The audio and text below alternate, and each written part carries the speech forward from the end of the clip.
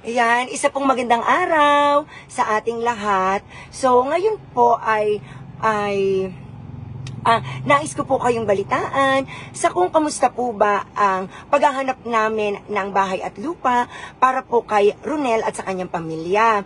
Noong pong pumunta po kami ng Kalatagan, inisip po namin na sana meron kami mabili ng house and lot. Bagamat nakabili na ng lote, dahil po nang medyo manghirap ang pagpapagawa po, doon po sa nabili naming lote, doon po sa una kong ipinost na mayroon na pong title. Ngayon po, medyo mahirap dahil sa kagustuhan naming mai-transfer agad, naghanap po kami ng lupa't bahay. Pagdating po namin, nabalitaan namin na may ibinebenta malapit sa school. Nang mabalitaan po namin, kahit gabi na, talaga pong pumunta kami. Talagang, dahil syempre, yun yung kalooban namin, nakagustuhan namin na maibili ng lote po at bahay na mismo ang pamilya ni Ronel. Ngayon, pagdating doon, ang may-ari po pala ay taga Pangasinan. So, mabait naman silang kausap at noong gabi, ang presyo niya is magkano nga? Magkano kuya? 615? Hindi? 7. Hindi. 615. Tama, 615. Tinawaran ko siya ng 550 pero ibinigay ay 570. Sabi ko noong maitawag ko sabi ko, ay siya, sige po. Nakag-okay kami sa 570. 570K. Yun nga lamang nung oras na yon, hindi pa po natitingnan ang papel. So ngayon, nung tingnan ko po ang papel ay ganun din kasi ang senaryo nung isa kong nabiling lote na akin na medyo mahirap. Nasabi na ito ay hindi ko na i-detalye kasi for their privacy. Sa madaling salita, ang kinabukasan, nagbukang bibig kasi ako na bagamat medyo mahirap yung sitwasyon, medyo mahirap in a way na 11 magkakapatid, may mother title, hindi naman habang buhay ay nasa akin si Ronel. Nag-iisip ako na baka at kawawa naman si Ronel kung walang papel dahil may mother title siya, kita ko ang title, kaso lang wala pa siyang approved plan at ay kung sa wala naman akong connection sa kanila, nahihiya ako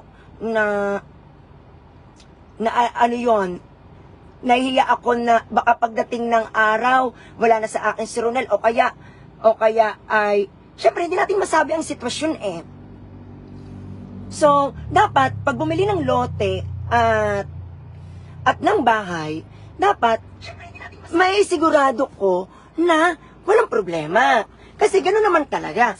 Actually, wala namang problema sa kanila dahil magkakapatid sila. At okay naman, dahil may title naman po Ang iniisip ko ay yung pagdating ng panahon. Ay hindi ko na rin yung pinagtingnan na nung gabing yon. Ang sabi ko na lang ay siya, sige po. At kung ano naman po ay bukas, babalik po ako at magkakabayaran. Yun nga lamang, humingi ako ng pasensya sa kanila dahil ang pagkakaunawa ko ay darating. Yung pala ay nasa Pangasinan at ano po pala, PWD, kung sa hindi kami nagkaroon ng magandang communication na, miscommunication na akala ko darating, ay meron na din akong mga events. So, i-take down ko yung post ko ng bahay kasi po, ni-request ito at nakapost ngayon dahil hindi naman nga kami nagkabilihan. So yun po, sa madaling salita hindi po kami nagkabilihan dahil din po, may sunod po akong i-upload na ito po ang mas malalim na dahilan. Mas malalim na dahilan ay una, kapag binili ang property nasa pangalan ni Ronel. Kapag inilagay sa pangalan ni Ronel, kanya yon. Ngayon, sa kapitbalay siya nagkatrabaho. Ang magiging problema, sa layo ng Kalatagan, hindi niya mauuwian ang kanyang pamilya. Parang, at yon ay personal niyang kagustuhan. Siya talaga ang nag-request sa akin na, "Sir, baka po pwede pong sa medyo malapit na po para mauwian ko po ang akin pong mama at papa at aking kapatid." Dahil po kapag doon pa din po sa Kalatagan, ay ano po, ang ibig sabihin niya ay hindi siya makaka-uwi din araw-araw. Pero kung malapit, halimbawa sa Balayan o Kalaka, ay di makaka-uwi siya araw-araw at mababantayan niya ang kanyang magulang. So, ito pong post pong ito ay paghingi ko ng paumanhin doon po sa unang kausap ko po na naipost ko po yung bahay. Ako po yung nahingi po ng paumanhin at hindi po kami nagkatuluyan. Pero po, ito po din ang isa pang totoo. Tumawag ako nung mismong kinabukasan.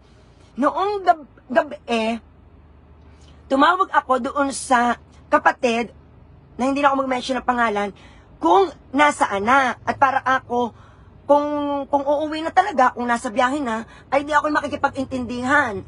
Pero ang sabi sa akin, ay madaling araw pa daw aalis. So, bandang alas 7 yon, ay nag-text agad ako na wag na pong pauwiin. At yung idinown kong 20,000 ay hindi ko nababawiin. Yun po. So, sa madaling salita, nag-down po ako ng 20,000. Hindi ko na po binawi. Pero hindi pa sila nakakaalis ng Pangasinan noon. Kasi sabi noong kausap ko na may hawak noong title. Yun po. So, ang mindset ko, total hindi pa nakakaalis ng Pangasinan, akin na agad pipigilan at sasabihin ko nga na hindi na lang babawiin ng 20,000 bilang sa abala.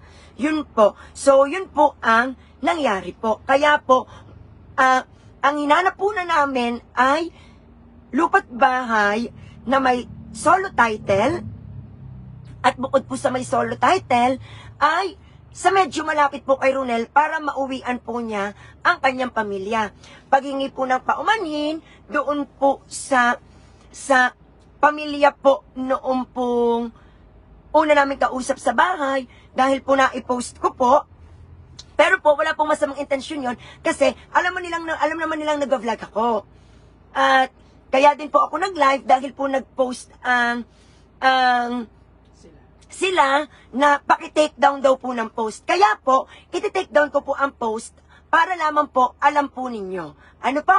Maraming salamat po. At paghingi po ng paumanhin, doon po sa una po namin kausap, siguro naman po ang 20,000 na hindi ko na binawi, na hindi naman po sila nakauwi, ay siguro naman po ay yun po ay ano na pong pakonsuelo sa amin pong pagkapunta. Ano po? So, at ito naman po ay sinabi po talaga sa akin na madaling araw pa ang uwi, kaya po pinigilan ko na po agad. So, yun po. Maraming salamat po. Thank you po sa inyo.